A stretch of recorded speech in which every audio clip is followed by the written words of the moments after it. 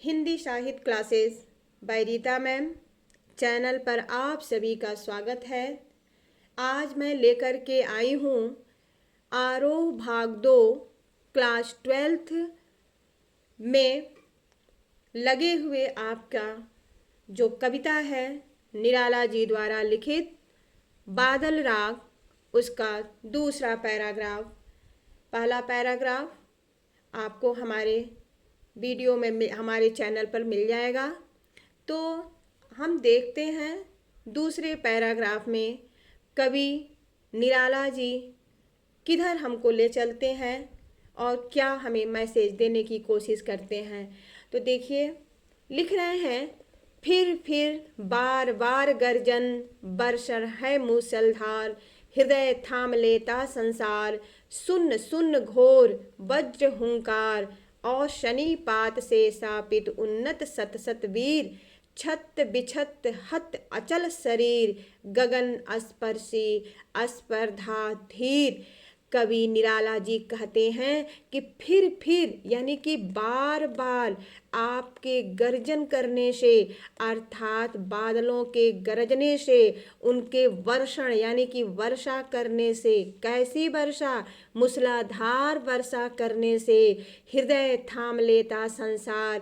यह संसार के लोग जो हैं, इस संसार के, वह हृदय थाम लेते हैं। अर्थात संसार के लोगों के अंदर डर समा जाता है, वह भयभीत हैं और अपने हृदय को थाम रखे हैं।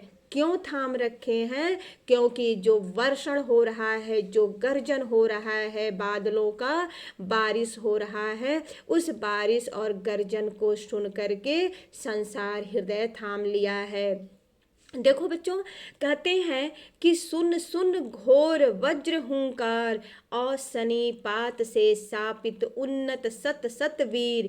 और शनिपात शब्द का अर्थ है बिजली गिरना। छत बिछत हत मतलब हत यानी कि जिसका नुकसान हो गया हो। अचल शरीर, गगन स्पर्शी यानी कि गगन को, आकाश को छूने का स्पर्धा रखने वाले जो लोग हैं, अर्थात जो लोग शोषण करके या लोगों का शोषण करके अपने, कहते हैं कि गगन को छूने की स्पर्धा रखते हैं, ऐसे लोग वज्र के हुंकार को सुन करके, अर्थात बिजली के गर्जन को सुन करके, गगनचुंबी गगन को छूने की इच्छा रखने वाले लोग और शनिपात बिजली के गिरने से धाराशाही हो जाते हैं।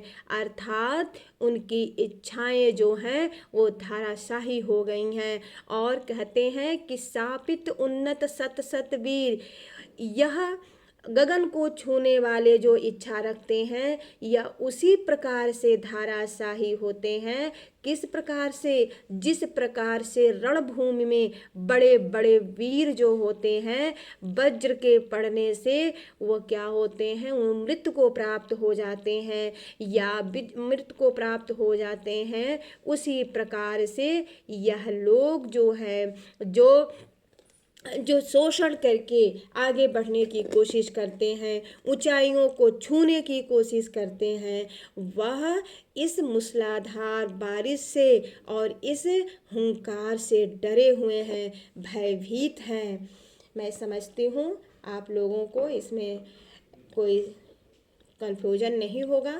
तो मैं फिर आगे बढ़ती हूँ। देखते हैं इधर इस पैराग्राफ में क्या कवि कहते हैं। कहते हैं कि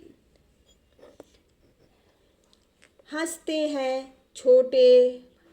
हैं छोटे पौधे लघुभार, सस्य अपार, सस्य मतलब होता है हरियाली, हरियाली अपार है। हंसते हैं छोटे पौधे लघुभार, यहाँ पर देखिए आप लोग, जो पौधे लघुभार छोटे छोटे यानी कि छोटे छोटे लोग, इस बारिश के होने से छोटे पौधे हंस रहे हैं। इन छोटे पौधों से तात्पर्य क्या है? अर्थात समाज के वो छोटे वर्ग के लोग वो हंस रहे हैं। और जिस प्रकार से छोटे पौधों में सस्य अपार, अपार हरियाली हरियाली छा जाती है और वो खिलखिलाते हैं, हिलते हैं, अपने हाथ को हिलाते हैं और तुझे बुलाते अर्थात बादल को बुलाते हैं। उसी प्रकार से यह जो छोटे लोग हैं अर्थात जो शोषित वर्ग है उसमें अपार खुशियां हैं। वह खुशी से प्रसन्न हैं, झूम रहे हैं, अपने हाथों को हिला रहे हैं और तुझे बुला रहे हैं अर्थात किसे बुला रहे हैं अर्थात वह बादल को पुकार रहे हैं, बादल को बुला रहे हैं। विप्लव रौ से छोटे ही हैं शोभा पाते। और कहते हैं कि विप्लव रौ जो ये बारिश होती है, विनाश की बारिश होती है, उससे कौन सुख पाता है? कहते हैं कि यह जो है छोटे लोग ही हैं जो शोभा पाते हैं अर्थात उन्हें शांति मिलती है। चलिए अब मैं अगले पैराग्राफ पे चलती हूँ। देखते हैं यहाँ कहते हैं, यहाँ पे थर्ड है कि अट्टालिका नहीं है रे आतंक भवन, अट्टालिका नहीं है रे आतंक भवन, सदा पंख पर ही होता जल विप्लव प्लावन, क्षुद्र प्रफुल्ल जलज से सदा छलकता नीर, रोग शोक में भी हंसता है। कहते हैं कि यह अट्टालिका नहीं है रे, ये जो बड़े बड़े मकान, बड़े बड़े भवन खड़े हैं वह आतंक के भवन है अर्थात डरे हुए हैं। किससे डरे हुए हैं? बारिश के आने से, बादलों के आने से डरे हुए हैं। किस प्रकार, क्यों डरे हुए हैं?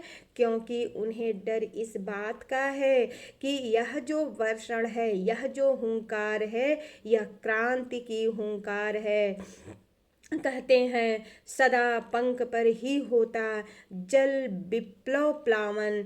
कवि कहते हैं कि सदा यह जो बारिश का पानी है, मूसलाधार बारिश का पानी है, वह कहाँ रहता है? सदा पंख पर ही होता।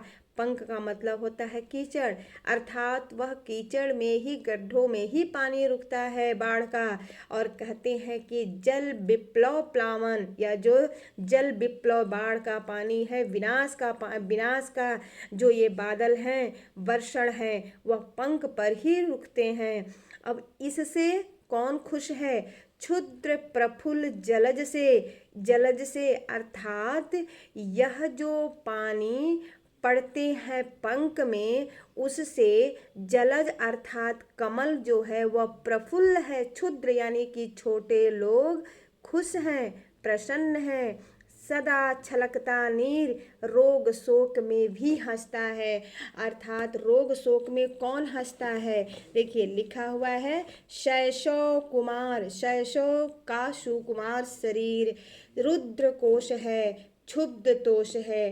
अर्थात यह जो बारिश के होने से किसानों के या शोषित वर्ग के बच्चे जो हैं, उनका शैशव सुकुमार शरीर जो है वह क्या है? वह कहते हैं कि रोग शोक में भी हंसता। अगर जो शोषित वर्ग के बच्चों को रोग हुआ है, कष्ट में है, तो भी वह शैशव यानी कि वह सुकुमार बच्चा, छोटा बच्चा हंसता है, प्रसन्न रहता है।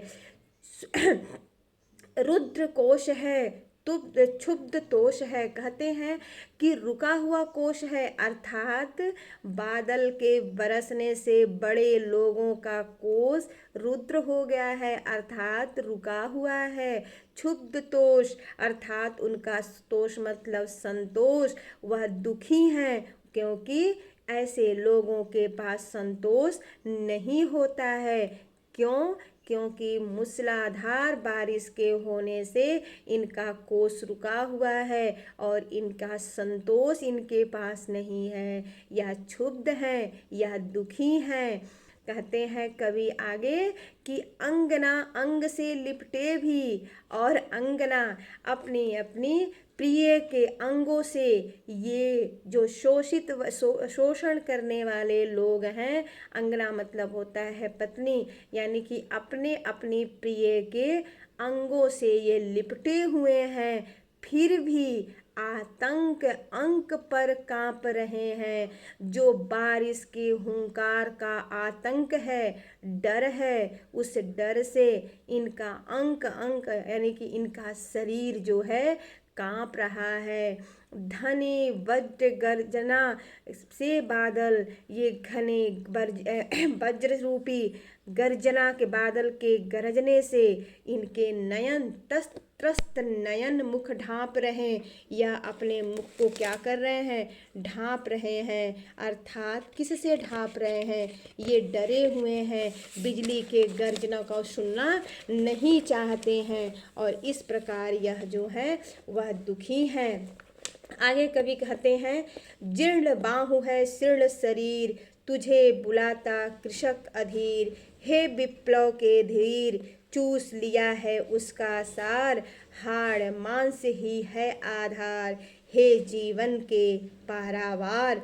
कवि कहते हैं कि उसका जीर्ण बाहु, उसके सस का जो बाहु है अर्थात उसका जो बल है वह कमजोर हो गया है, शरीर क्षीण हो गई है।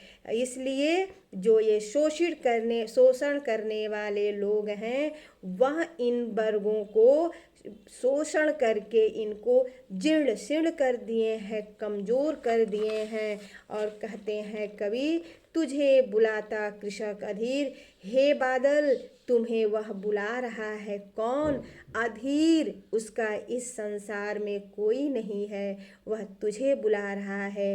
हे विप्लव के वीर, हे विनाश के वीर, अर्थात तुम क्रांति लाओ, तुम बरसो। क्यों?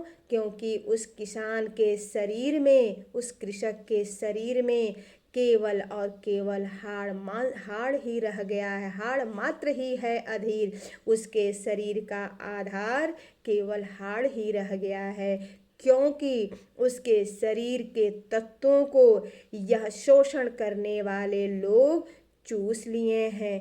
हे जीवन के पारावार, हे जीवन रूपी समुद्र से पार लगाने वाले बादल, तुम आओ, तुम बरसो, तुम इस प्रकार से आओ, इनका उद्धार कर दो। अर्थात यहाँ पर क्रांति करके शोषण को समाप्त कर दो। हे बादल बरसो, खूब बरसो। अब यहाँ पर ये पाठ जो है समाप्त होता है। शुभ संध्या आप सभी को।